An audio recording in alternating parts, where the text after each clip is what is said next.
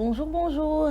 Merci d'être encore des nôtres ce matin pour cette émission qui vous accompagne chaque matin avec des informations pouvant vous aider à améliorer tout simplement votre condition de vie. On est encore là et comme j'ai l'habitude de le dire, c'est parti pour 1 heure de temps en notre compagnie. Nous sommes très content de vous retrouver en ce mardi matin et c'est donc parti avec ma team, comme j'aime bien le dire, qui sont sur ce plateau. Voilà, Gisèle, tu m'as trop manqué. On peut manquer quelqu'un comme ça. Oh là là, oh là là. Oh, genre, je ne peux même pas te faire un câlin. C'est bon.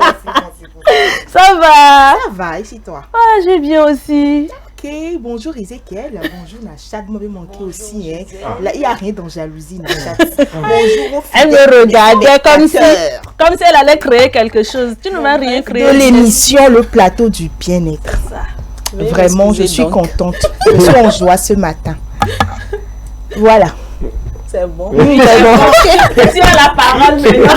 Nachat, c'est bonjour Gisèle, c'est vrai, tu nous as manqué.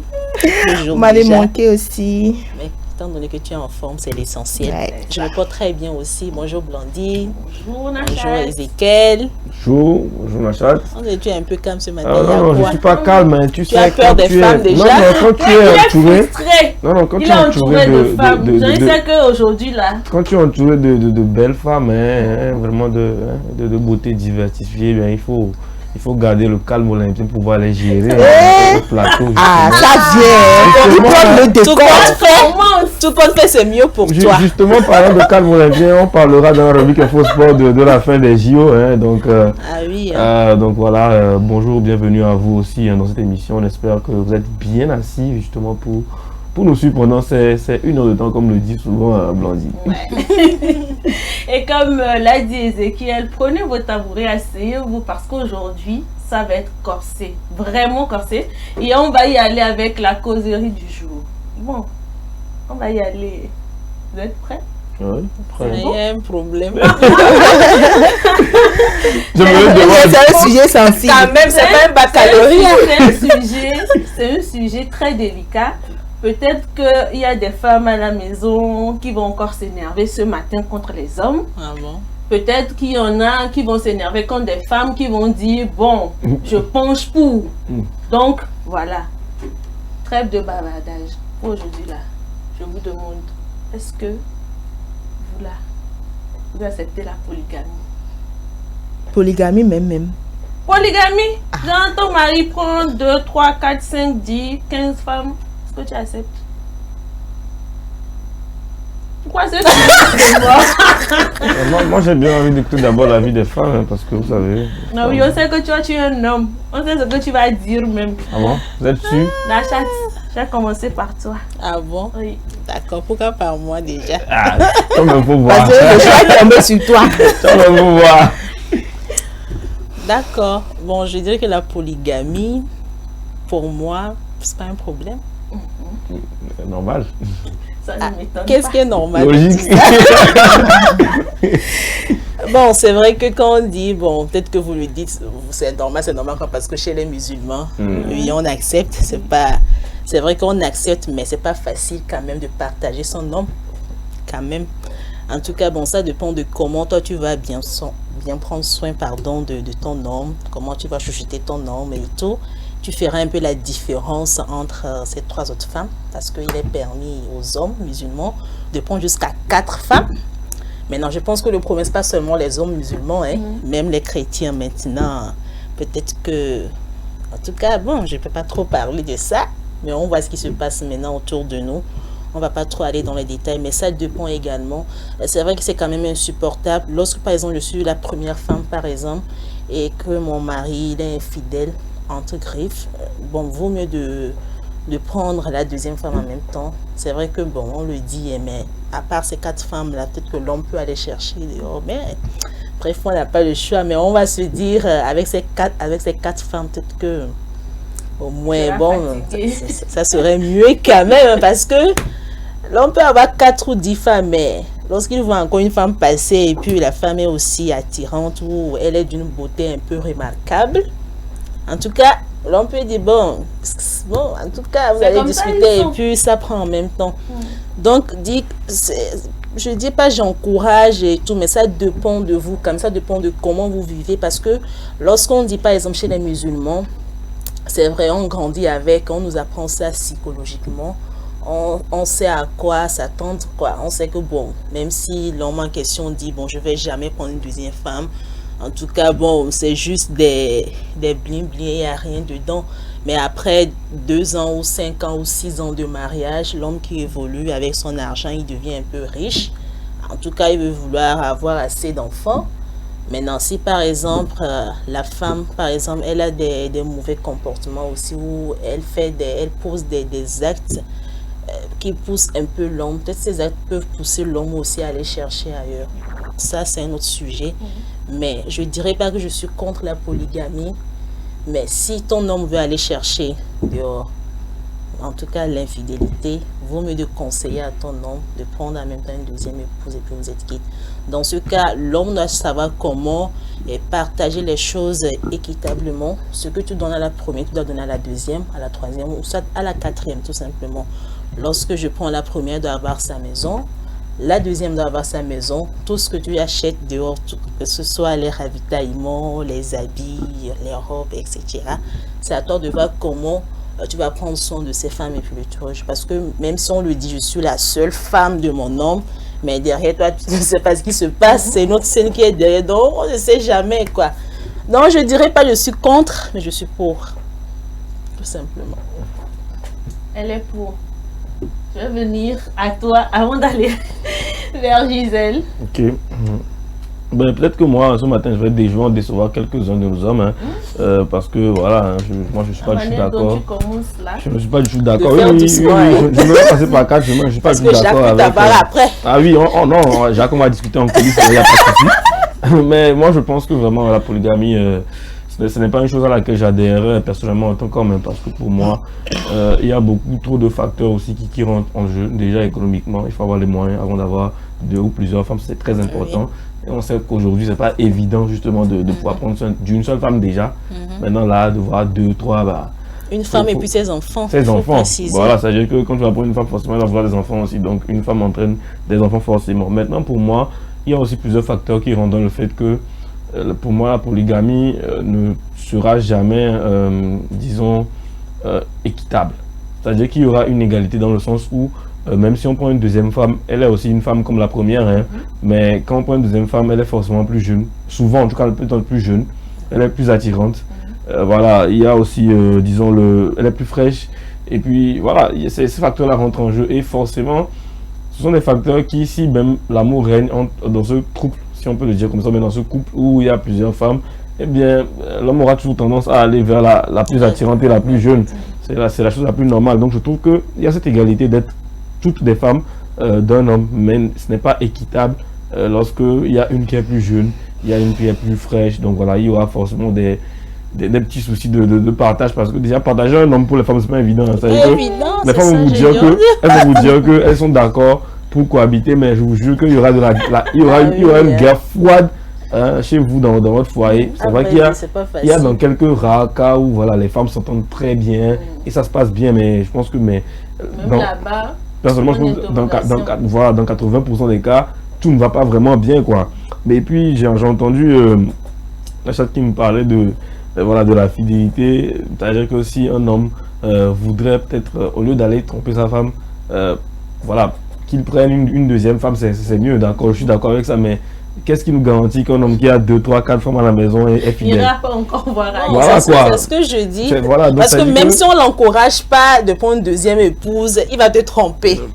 Il peut avoir 4 ou 5, 10. Il va toujours tromper ces 4 femmes. Donc c'est ce que je dis, c'est pas la polygamie qui va garantir par exemple à un homme, enfin à une femme, que son homme sera forcément fidèle. En fait, quand je dis de prendre un deuxième, en fait lui-même là, ça lui protège.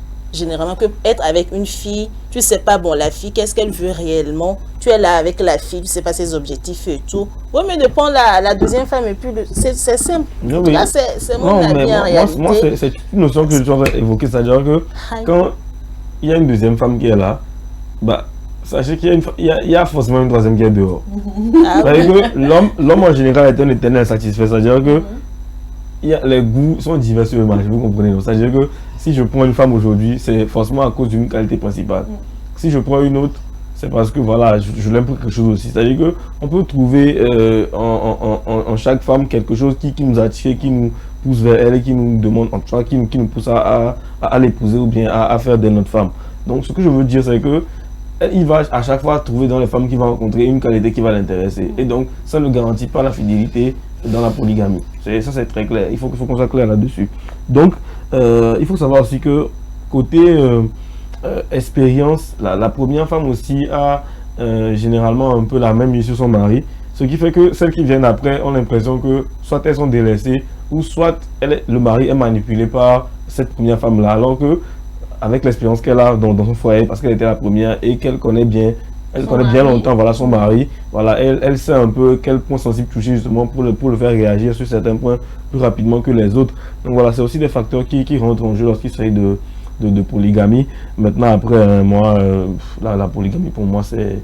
Voilà, je pense que chacun a son avis sur le sujet, mais moi personnellement je pense que ça peut être très compliqué à gérer lorsque voilà, vous vous retrouvez avec 2-3 femmes qui peut-être ne vous ont pas montré leur caractère, leur côté un peu féroce, parce que les femmes ont tout ça en elles, ce côté petit féroce. Et si vous avez des lions dans la maison qui commencent à se tirer dessus, ben, ça peut vous compliquer la vie énormément.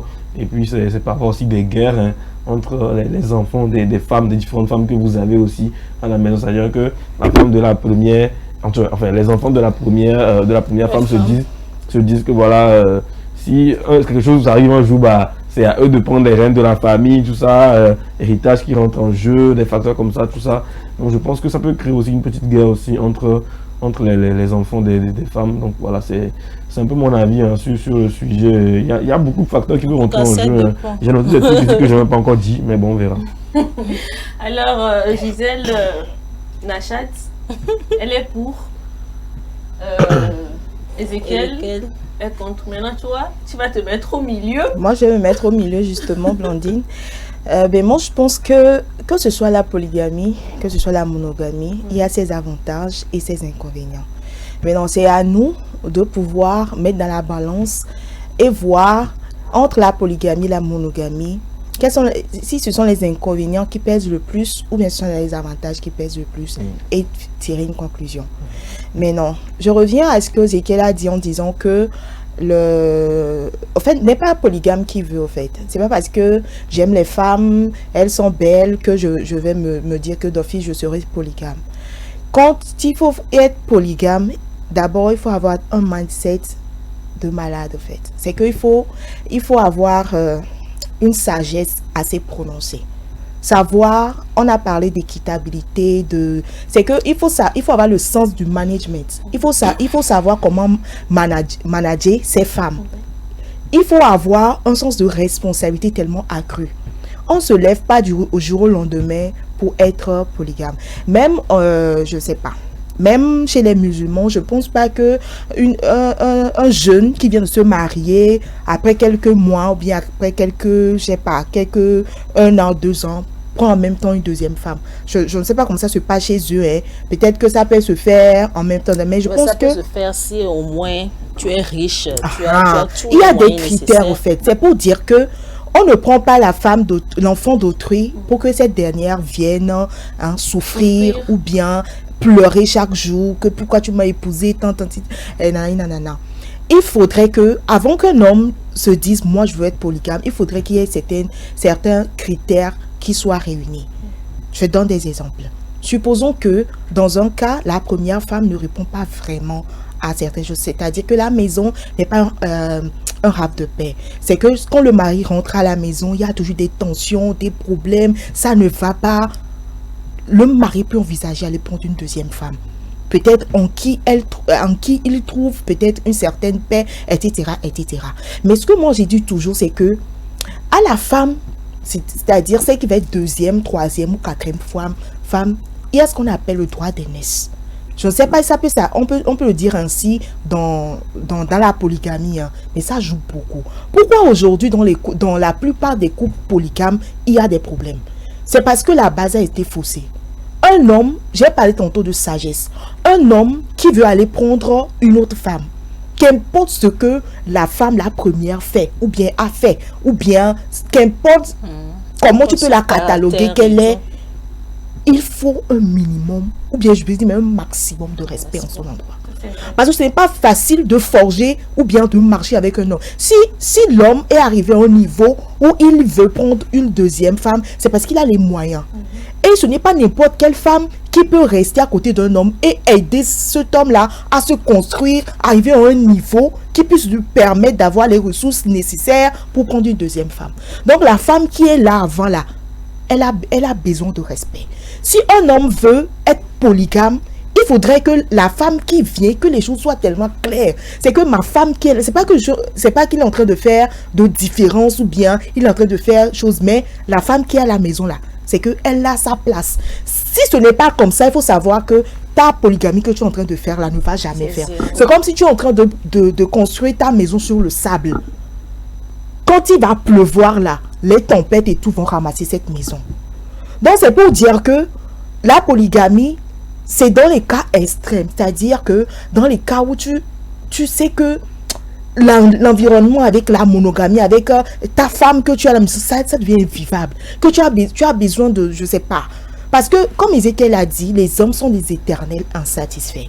Peut-être que la femme, il y a des cas où la femme, le couple à la maison, tout va bien, nickel, tout ça, mais parce que l'homme a trouvé une autre femme, peut-être qui est plus belle que sa femme qui est à la maison, il va vouloir être polygame. Moi, je veux juste réajuster la chose pour dire que nos hommes qui nous suivent sachent que dans le monde dans lequel nous sommes aujourd'hui, si une femme dit que elle est catégorique, qu'elle ne veut pas qu'elle ne veut pas être elle ne veut pas être dans un foyer polygame, on ne dit jamais, on ne dit pas jamais au fait. Elle ne veut pas être dans un foyer polygame. C'est l'aspiration de toute femme d'être seule dans son foyer avec son homme. On dit ça, mais non, s'il arrive des situations où on n'arrive pas à maîtriser, des situations qui sortent de notre responsabilité, des situations qui nous échappent et que l'homme arrive à penser à avoir une deuxième femme, il faut analyser la situation et voir si c'est faisable. Si c'est faisable, que l'homme prenne ses responsabilités. C'est très important. Et la première femme, moi je dis la première femme, tout ce qui va être ses soucis, c'est de prendre soin de ses enfants. Et si l'homme est vraiment sage, il saura mettre les choses sur une balance qui va permettre à ce que même si les enfants arrivaient à venir, l'autre femme fait ses enfants, ou bien si c'est 4 femmes, les autres femmes font leurs enfants, il saura mettre une certaine base qui va permettre que même s'il y a des petites guéguerres et tout ça, il y aura un peu de paix. Donc, on va pas éliminer ou bien retrancher cet aspect de polygamie. Niet, on ne veut pas entendre, on veut pas... Je ne suis pas en train d'encourager les hommes à être polygames, mais je suis en train de poser un décor qui va leur permettre que quand ils veulent être polygames, à 2 réfléchir par 2 fois. Et en plus, pour terminer, un pauvre ne peut pas parler de polygamie. Un homme pauvre, c'est que faut pas même que ça t'effleure. Si tu veux aller chercher des maîtresses dehors, bon, vas-y quoi. Mais parler de polygamie, parce que quand on parle de polygamie, même dans le droit de la famille, il y a beaucoup de choses qui entrent en jeu. Il y a les enfants là-bas qui vont venir. Si tu sais que tu n'as pas le sens de responsabilité pour pouvoir rendre tes femmes heureuses, équitables dans ton rôle d'homme, ne t'y aventure pas. Et si tu sais que les enfants aussi, tu ne vas pas pouvoir prendre soin des enfants, ne t'y aventure pas.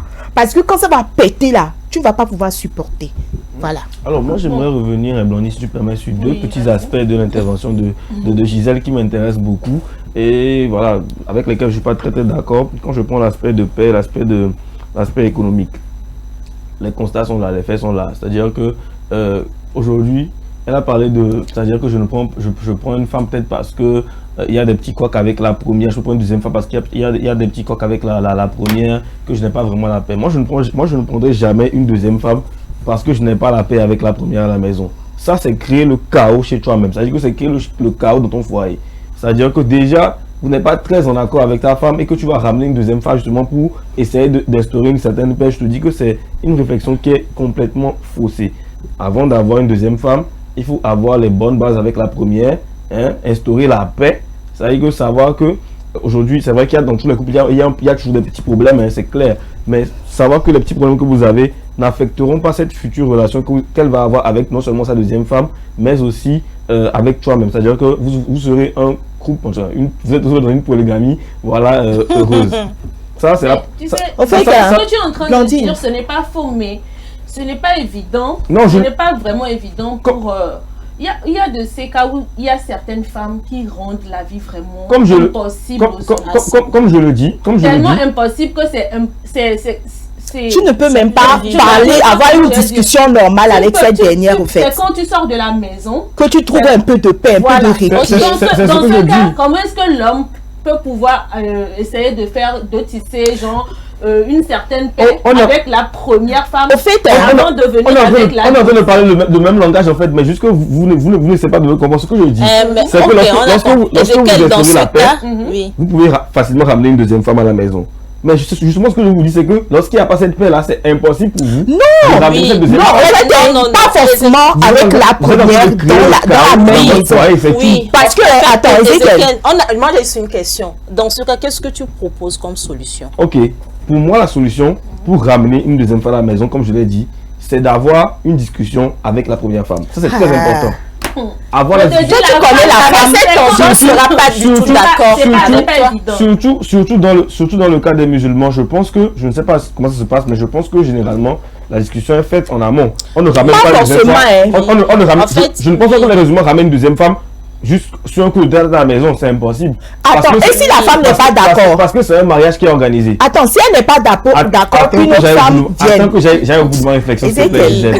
Attends que j'aille au bout de... Donc, pour moi, un musulman ne ramène pas une deuxième femme à la maison sans avoir comme sa première femme. Ça, pour moi, c'est inconcevable. Oui. C'est un manque de respect envers cette première femme-là. Maintenant, pour pouvoir ramener cette deuxième femme-là, ben, c'est une cérémonie de mariage qui est organisée. C'est tout un tas de trucs qui est organisé. Donc, il faut être sûr que cet homme-là a réfléchi en amont, a discuté, pas seulement avec sa femme, mais aussi avec son entourage, la famille, avant de pouvoir ramener cette deuxième femme-là. Et il faut que la famille de cette deuxième femme soit d'accord aussi que leur fille soit la deuxième épouse de cet homme-là. Vous voyez qu'il y a beaucoup de facteurs qui entrent en jeu. Il y a beaucoup de discussions qui sont menées. Bien évidemment. Par des personnes qui sont plus ou moins sages, comme Gisèle le disait.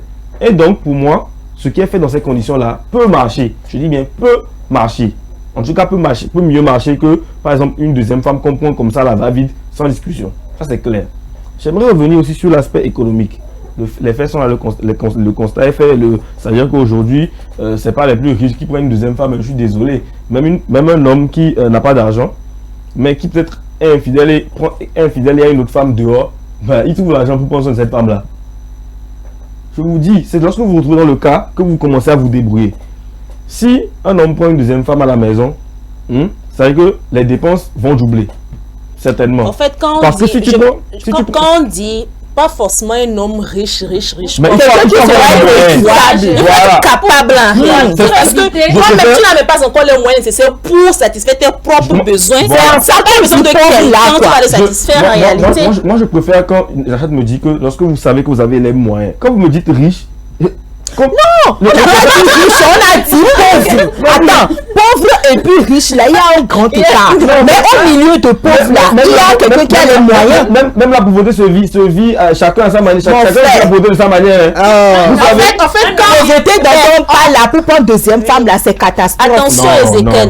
Maintenant, tu peux rien faire sans l'argent. Il faut se dire la vérité. Je vous dis que même les hommes pauvres. Il faut se dire la vérité. Sans l'argent, la richesse, même les hommes pauvres zéro. aujourd'hui, la réalité que les hommes pauvres aujourd'hui, une femme à la maison là, il va prendre soin de leur maîtresse dehors. C'est ce que je veux vous dire. Et il te laisse la femme qui a là, ramener à la maison ne va créer aucune différence. Non, c'est la même chose. Regarde, il y a des hommes aujourd'hui qui veulent être polygames. Tu parles de maîtresse dehors. Je te dis qu'il va prendre soin de maîtresse là dehors, il va lui faire tout, mais la femme est délaissée à la maison. Tu penses que quoi? Et il trouve l'argent pour faire ça comment? Comment ça il trouve l'argent? Ça veut dire que d'une part, quelque part, elle est lésée. Une partie est lésée. Ah, vous pensez que dans la polygamie, personne ne peut être lésé? Si l'homme agit très bien avec sagesse et s'il a les moyens, je ne pense pas. S'il a le sens de la responsabilité, je ne pense pas. Comme j'en parlais tout à l'heure, il n'y aura jamais d'équité dans cette histoire de polygamie. C'est-à-dire qu'il y aura toujours une favorisée, une plus aimée qu'une autre. Je vais te donner un exemple. En fait, moi je me dis... Mesdames, si vous pensez qu'aller dans un foyer où la polygamie existe, vous allez avoir la paix et l'équité. Je suis désolé. Je vais te donner un exemple. Je te dis la raison pour laquelle vaut mieux de demander à mon homme de prendre plutôt une deuxième femme. Il y a un couple musulman. Je ne veux pas, bon, c'est juste un exemple que je connais très bien. L'homme ne prend jamais soin de sa femme comme il se doit à la maison. Mais la femme connaît très bien sa maîtresse dehors. L'homme prend bien soin de sa maîtresse correctement. Toi, mais tu es homme, tu fais comme il a lui-même une chambre à sa maîtresse. Chaque mois, charbon, farine, bon, je dirais maïs, riz, tous les céréales possibles pour sa maîtresse. Alors que la femme souffre à la maison avec ses enfants. Et vous pensez que quand la deuxième femme qui va arriver dans la maison, ça va changer? Alors, si je te donne l'exemple. La famille a encouragé l'homme en question plutôt de ramener plutôt sa femme à la maison.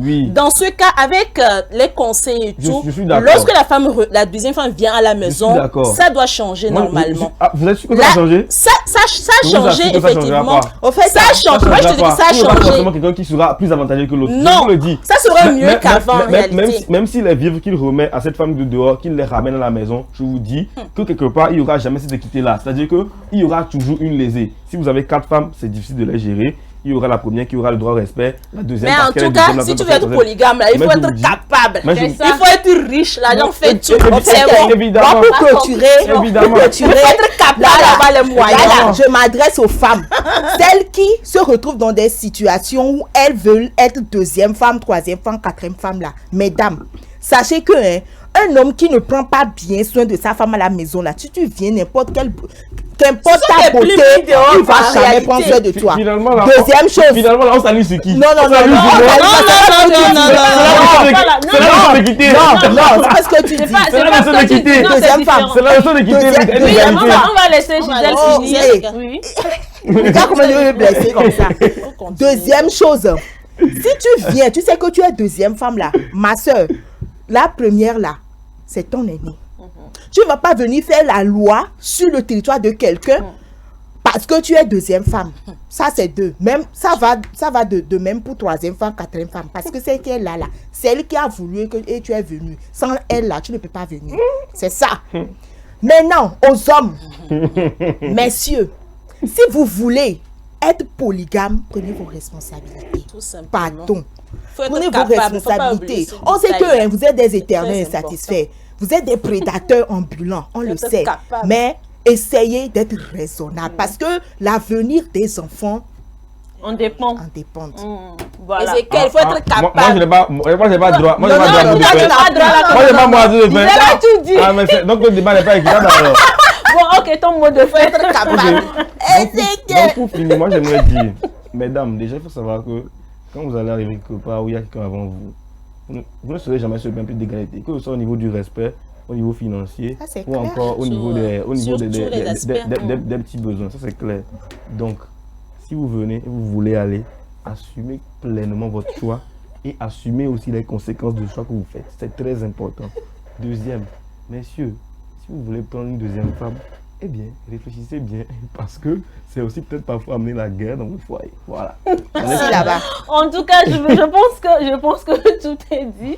La conclusion de Gisèle et d'Ézéchiel ont vraiment clôturé le débat.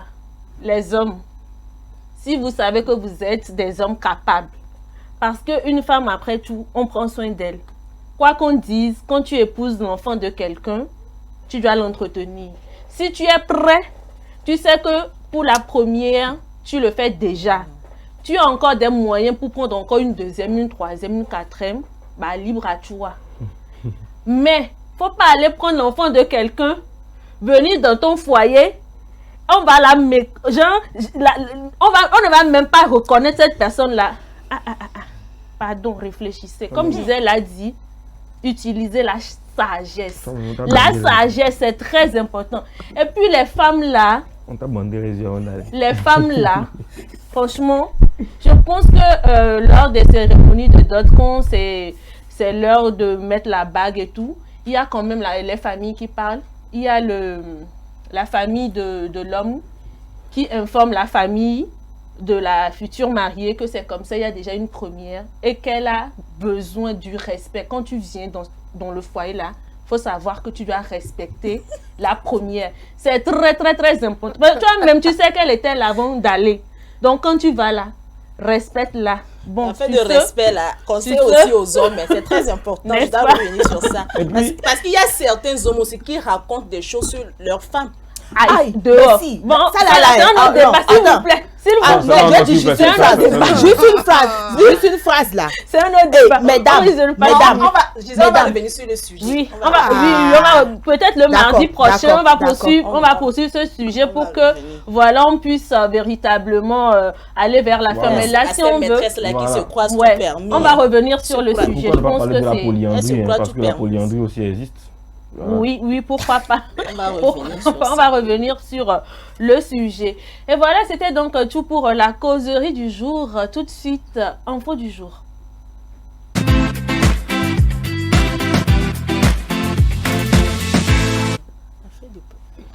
Le nombre de victimes de l'éboulement de la décharge de Kitezi à Kampala atteint 21 morts, alors que les autorités redoutent un bilan encore plus lourd. Provoqué par des pluies torrentielles, l'effondrement a mis en lumière les risques auxquels sont exposés les habitants voisins. Plus de précisions avec nos confrères de Africa News. À Kampala, les recherches se poursuivent et le bilan continue de s'alourdir. Au moins 21 personnes sont mortes selon les autorités ougandaises après l'éboulement meurtrier qui a frappé la ville vendredi. La principale installation de gestion des déchets de la ville s'est effondrée. Parmi les victimes, des femmes et des enfants. Les autorités craignent que ce bilan ne s'aggrave davantage.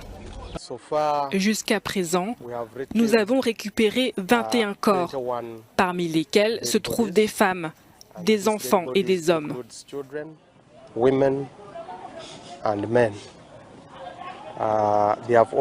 Tous ont été transportés à la morgue de la ville pour une autopsie et par la suite, nous allons remettre les corps aux familles pour un enterrement décent.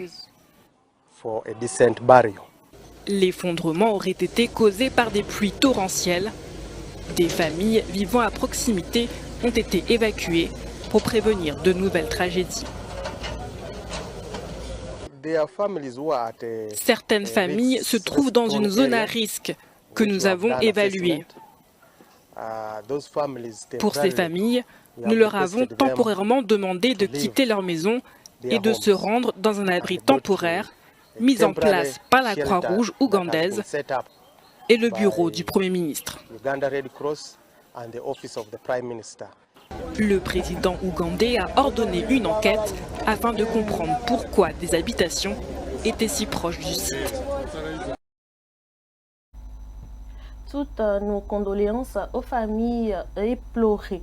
Nous allons donc y aller avec la publicité et on revient juste après.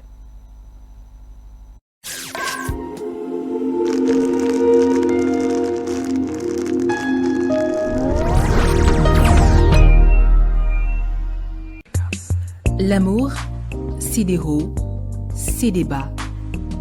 Et quand la femme dit non, c'est vraiment non. Mais rien ne vaut un petit cadeau pour raviver la flamme de l'amour. La femme se fait belle et sensuelle pour votre plaisir. Claudia Lingerie, nous disposons de toute une collection de sous-vêtements haut de gamme pour hommes, femmes et enfants à un bon prix. Soyez ceux qui portent des sous-vêtements confortables. Claudia Lingerie, nous sélectionnons pour vous de la lingerie fine de qualité pour sublimer vos soirées. Claudia Lingerie, sur la route d'Agbalépédo, juste à côté du monument Grand Œuf Blanc. Infoline 00228 97 01 03 03 0228 97 01 04 04. Claudia Lingerie, l'élégance a une adresse. M-Afrique, association internationale des médecins pour la promotion de la santé en Afrique, première ONG internationale d'origine africaine spécialisée dans les actions médico-chirurgicales humanitaires. M-Afrique, c'est la promotion de la santé et l'éducation pour tous en Afrique. M-Afrique est membre du Conseil économique, social et culturel de l'Union africaine, le COSOC UEA, également accrédité à le COSOC ONU. Les médecins de M-Afrique, présents en Afrique et en Occident, réalisent chaque année plus de 2500 opérations chirurgicales et 25 000 domicile. Consultation médicale spécialisée gratuite en zone rurale et périurbaine en Afrique. M-Afrique, c'est la formation continue des acteurs de la santé, la recherche, les missions médico-chirurgicales, humanitaires, foraines gratuites, la lutte contre les maladies transmissibles et non transmissibles, la promotion de l'éducation pour la santé, le développement communautaire. M-Afrique, une nouvelle vision de la solidarité africaine. M-Afrique, c'est amener l'hôpital vers les populations rurales et vulnérables. M-Africa, oh.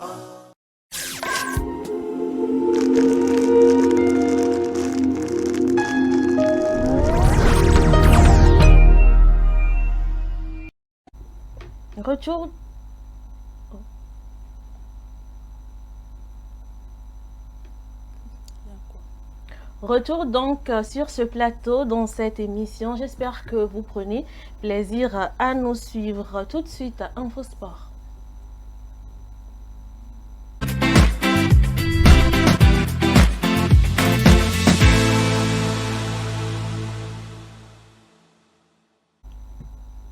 Alors aujourd'hui, nous allons parler de la fin des JO et également du Mercato. En effet, Blandine, aujourd'hui, pour les amoureux du sport, eh ben, malheureusement, les JO, c'est fini. Hein.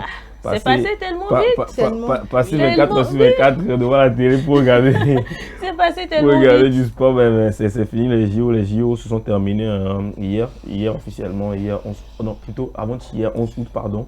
Dimanche, donc sur les cérémonies voilà, de clôture avec les différentes finales des différentes disciplines, hein, notamment au niveau du basketball, où on a eu vraiment une finale de très très haut niveau entre les États-Unis et la France, bien évidemment, où voilà, les grands, disons les Avengers voilà, des États-Unis ont éclaboussé justement cette rencontre de leurs talents, notamment LeBron James et Stephen Curry, qui ont vraiment fait un grand match au niveau des États-Unis.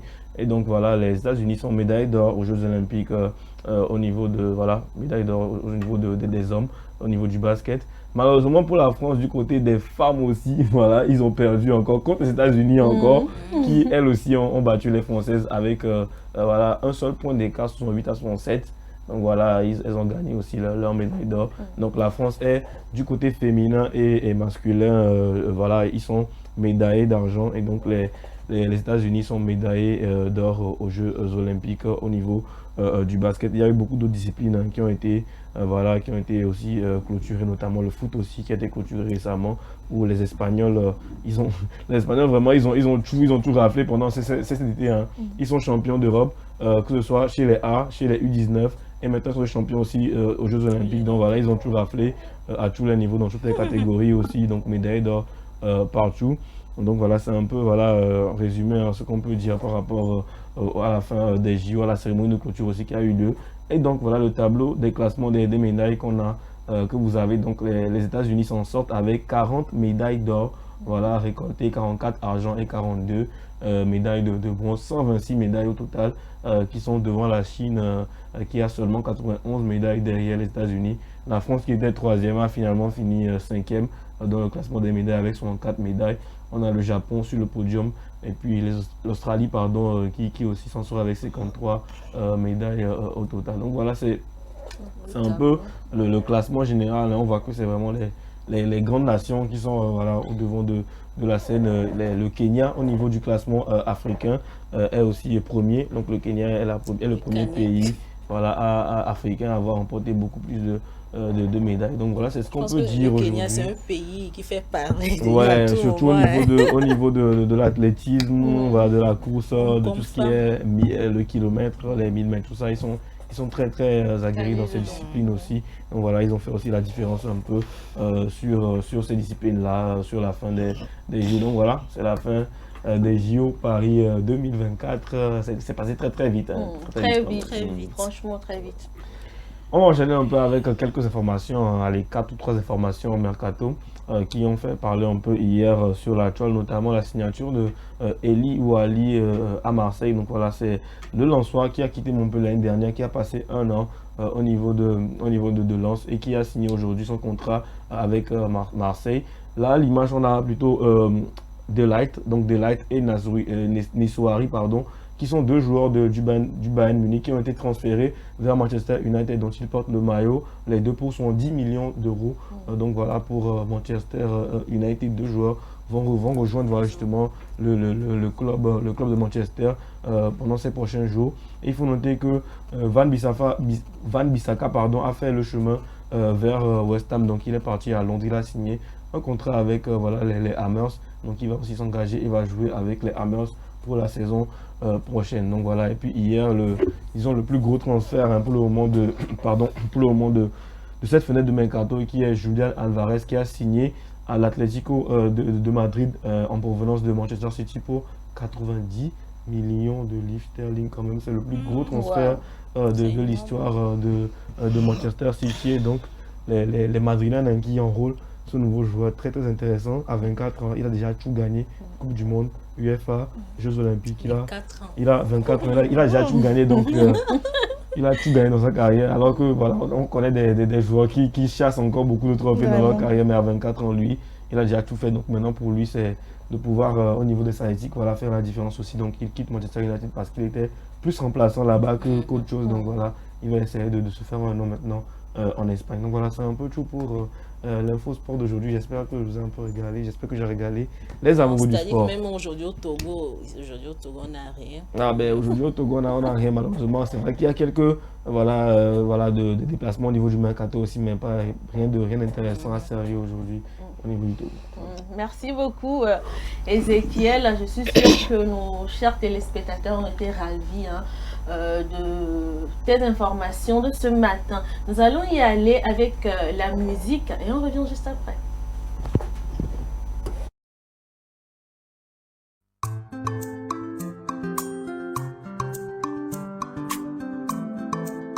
Arrêtons un peu, sinon ça nous détruira.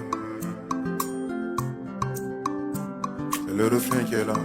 Arrêtons un peu, sinon ça nous détruira. Yeah, yeah. Chere oh chere, gomatori ando bando chere, samatori anabandiko, gomato frenne kanzo ganga, chenu frenne linga nande, gomachatan welele ki bandeko. Ngarielle chenne colonel bofo chanter pour vous les fans, gomakosiana mabanda. Oma Kofiana Lokonde, quand tu vas Congo manetoué, on cherche pas à comprendre. Oh, oh, oh. Arrêtons un peu, sinon ça nous détruira. Ya ya ya ya. Oh, oh, oh. Arrêtons un peu, sinon ça nous détruira. Yeah. Naligi Sabiso. Yeah, yeah, yeah, yeah, yeah. Naligi Sabiso. Oh. Naligi Sabiso. Yeah, yeah, yeah, yeah. Naligi Sabiso. Oh. Il s'appelait moi, Ange Didier. Et c'était le fils d'un musicien et d'une mère musicienne. Et quand on lui parlait de mélodie là, il faisait que rigoler. Mélodie, mélodie, il n'est pas mélodieux. Est-ce que de son vivant, tout ce qu'il faisait n'était pas de la mélodie?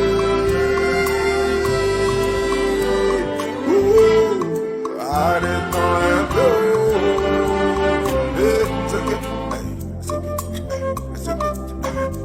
On chante ensemble, tous les mois. Arrêtons un peu.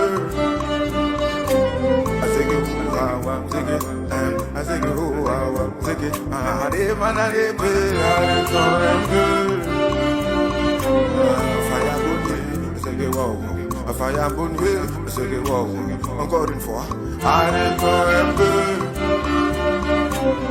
Yeah, ouais, yeah, Rabi. C'est couper mutala modile, et d'offre moula gentinande tu. Et to soko loko bandeko sanoga vando na mozambo botala ostoto champi kilo. Et c'est toi mon camarade. Ils ont voulu le tuer mais il est resté dans les cœurs. Vous ne pourrez rien contre la volonté du Saint-Esprit. Ils ont essayé de le tuer mais il est resté dans tous les cœurs. Yeah. Vous ne pourrez rien, car moi il demeure toujours de l'héritier. Donc arrêtez vos trucs, sinon ça vous détruira. C'est que oh fire bouillé, arrêtons un peu.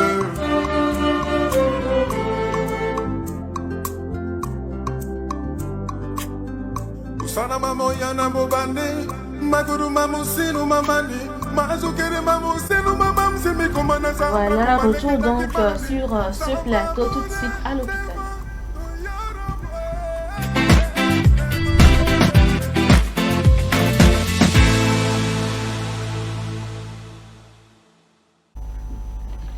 Aujourd'hui, à l'hôpital, nous allons découvrir ce qu'est le glucomètre. Oui, Blandine, aujourd'hui, à l'hôpital, nous allons découvrir ensemble ce qu'on appelle le glucomètre. Alors, on peut dire que glucomètre, vous avez déjà peut-être une idée. Alors, le glucomètre ou lecteur de glycémie est un appareil permettant de mesurer rapidement le taux de glucose dans le sang. Ce type d'appareil est utilisé à l'hôpital par les soignants, les aides-soignants ou bien les médecins et par les patients également à domicile, notamment en cas de diabète sucré. Alors, on se demande comment est-ce que le glucomètre fonctionne. Alors, nous allons voir un peu ici. Ça, c'est le glucomètre. Et ça, on appelle le glucomètre. Et pour le faire, il s'agit de prendre ça, là, on l'appelle la bandelette. Okay. C'est sur ça qu'on pose le sang. C'est ça. Vous voyez. C'est ça, la bandelette. C'est sur ça. On prend le glucomètre et on insère la bandelette dedans. Mais avant d'insérer, il faut d'abord qu'on pique la personne. On pique la personne. Voilà, c'est ça. C'est la lancette. Ok, donc c'est pas une seringue, c'est une lancette. Non, c'est comme une aiguille qu'on pique. On pique le doigt, on fait ressortir le sang, qu'on pose. Pas piquer, non. On va pas piquer aujourd'hui. Ça là, c'est le porte-lancette. Ok. Parce que ça fait un peu mal. Donc, les Blancs créent ça pour atténuer un peu la douleur. Donc, c'est ça. C'est vrai que ça fait quand ça fait tic. Voilà. Quand vous te faites les tests à l'hôpital, là, on te pique là. Et quand on finit, on met le sang sur la bandelette et on l'insère, voilà, on l'insère dans le glucomètre.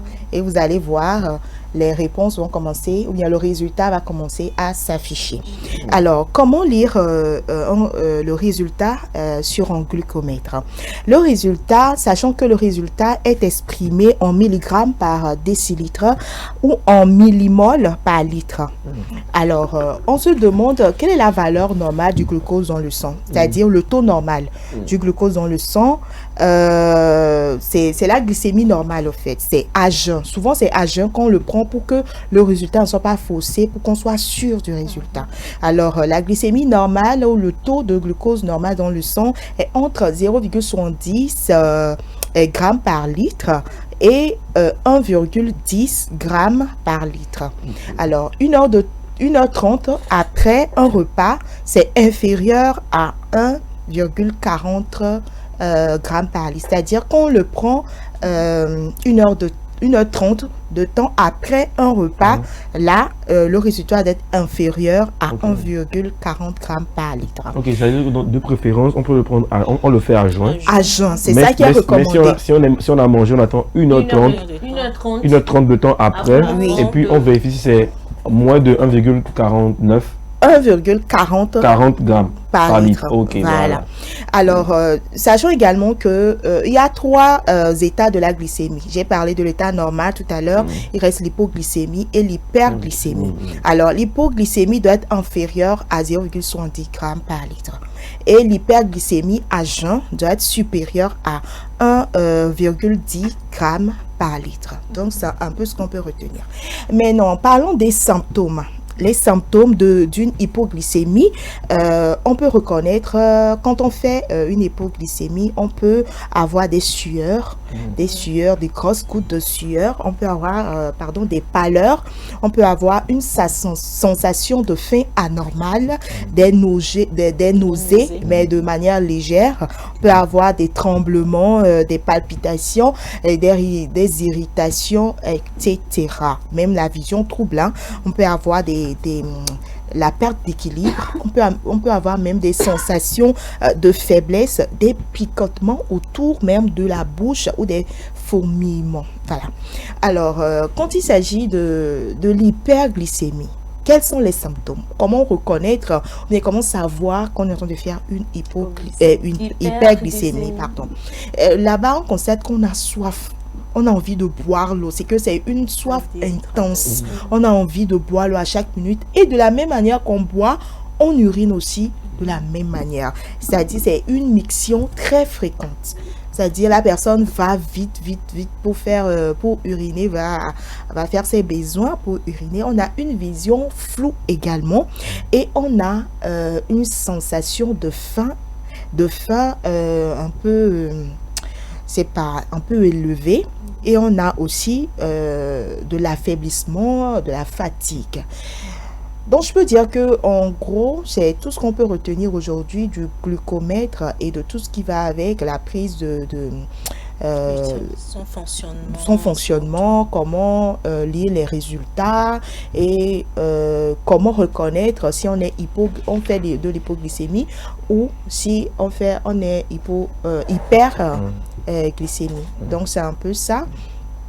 Et ce que j'aimerais ajouter, c'est qu'aux patients qui sont diabétiques, la plupart du temps, il faut faire soit à l'hôpital pour des consultations, essayer de faire beaucoup de contrôles. C'est vrai que vous avez le glucomètre chez vous à la maison, vous pouvez vous-même prendre votre glycémie, voir si le taux de sucre est élevé ou pas. Vous avez des conseils des médecins, quoi manger, quoi ne pas manger, etc. Mais c'est pas suffisant. Il faut de temps en temps se rendre à l'hôpital pour des contrôles. Donc, Blandine, même parfois, on a les appareils, mais on ne sait pas quand ça devient défectueux. Donc, il faut aussi parfois aller juste prendre sa glycémie à l'hôpital, prendre la glycémie à l'hôpital justement pour voir si est-ce que mon appareil me dit la même chose que ce qu'on a aussi à l'hôpital. Donc, voilà. Parce que vous allez prendre, parce que l'appareil est habitué à vous donner le truc normal à chaque fois. Donc les moins de 0,70 ou 19, je sais plus.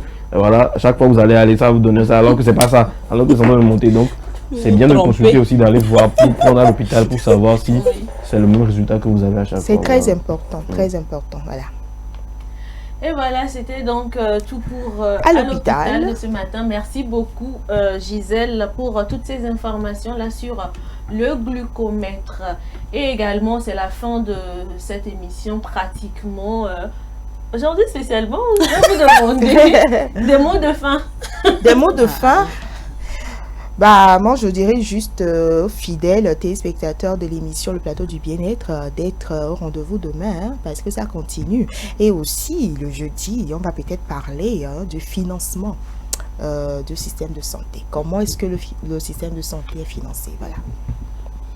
Alors, bon, tout simplement, moi, je vous donne rendez-vous demain pour ma rubrique Astuces Santé. Soyez calés pour découvrir encore des belles choses, tout simplement.